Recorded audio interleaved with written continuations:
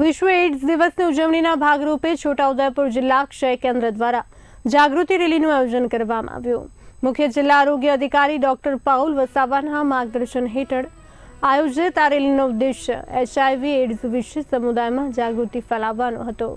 રેલીમાં RCHO doctor Mukesh Patel, medical officer doctor Kuldeep Sharma, ART સેન્ટરના doctor વીના Rathwa સહિત આરોગ્ય વિભાગ, નર્સિંગ કોલેજના સ્ટાફ, વિદ્યાર્થીઓ, NGOના પ્રતિનિધિઓ જોડાયા હતા। જિલ્લા ક્ષય કેન્દ્ર છોટાઉદેપુર દ્વારા 1 ડિસેમ્બર વિશ્વ એડ્સ દિવસ નિમિત્તે એક રેલીનું આયોજન કરવામાં આવ્યું હતું। જાગૃતતા રેલી છોટાઉદેપુર નગરના મુખ્ય માર્ગો પર ફરી જિલ્લા ક્ષય કેન્દ્ર છોટાઉદેપુર ખાતે સભામાં ફેરવાઈ હતી, જ્યાં HIV અને એડ્સ વિશે વિસ્તૃત જાણકારી આપવામાં આવી હતી। વાલસિંહભાઈ રાઠવા, જિલ્લા TB HIV કોઓર્ડિનેટર છોટાઉદેપુર।